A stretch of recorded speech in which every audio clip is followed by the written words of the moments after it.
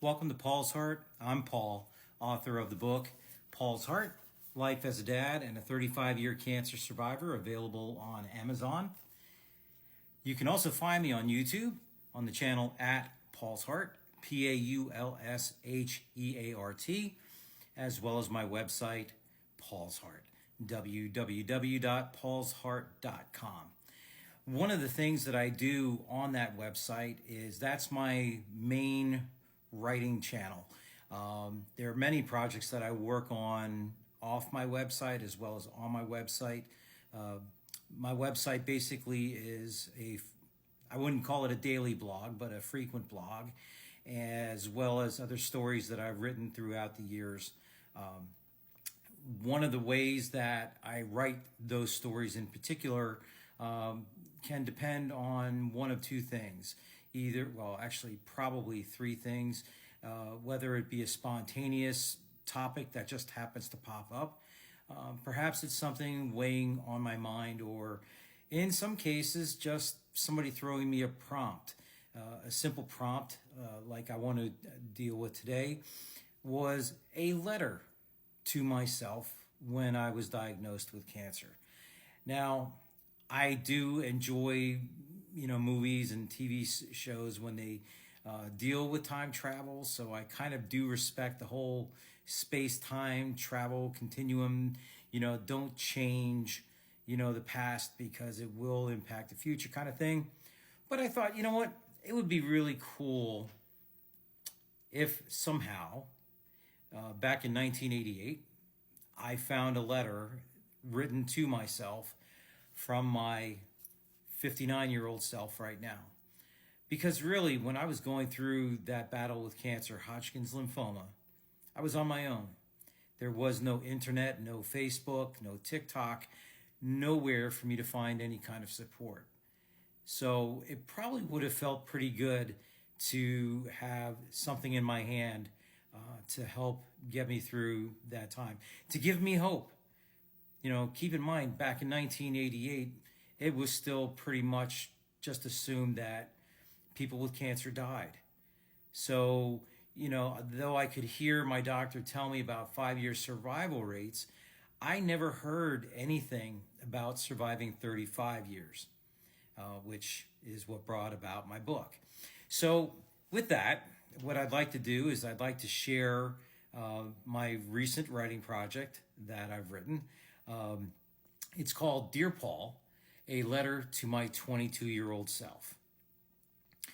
Dear Paul, if you're reading this letter, then your diagnosis of Hodgkin's lymphoma is not the most shocking thing you are dealing with right now. In your hands is a letter from me. I mean you, I mean me, us. 37 years from now, there's something I want you to know. I know you're scared. I'm writing to you to tell you, you got this. How do I know? Because I was you. And as you go through treatments, you will get tired, you'll get sick. Believe it or not, you'll even gain weight. And yes, you will lose your hair. But trust me, it grows back thicker, fuller, and longer than before, which is a good thing because the mullet's not a thing anymore. It's going to seem like it's taking forever. The first few years in remission, and you will get there, will be filled with fears of relapses triggered by symptoms to when we were diagnosed. Over time, those fears go away. But there's a lot more. We get married and buy a house, and you remember that dog you always talked about wanting? Yep, he's yours. It has taken long enough, but we finally land a career, ironically working in medical research. And here's the ultimate spoiler, Dad. That's right, we become a dad, twice actually, to 2 wonderful daughters. And you will get to watch them grow through their entire childhood. As I write this, they're both now in college. Imagine that.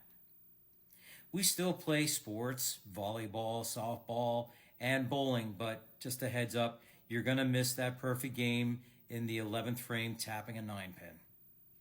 We go to plenty of concerts and parties, and our life gets interesting in unexpected ways. We get involved in politics, running for local school board. You will run a large youth group at our church, which will lay the groundwork for you becoming a dad. Second in importance to becoming a parent, because this is who we are. You will give back, becoming a major, prominent health advocate for Hodgkin's patients and survivors, providing advice and information to others, literally all over the world, as they deal with their experiences with Hodgkin's and survival. You will also write and publish a book on our life as a 35-year cancer survivor. I get it. Being diagnosed with cancer is overwhelming, and with the most common feeling that diagnosis, dying. I hope my letter to you gives you assurance that I did not have back at that age of 22. There's so much ahead of you to look forward to.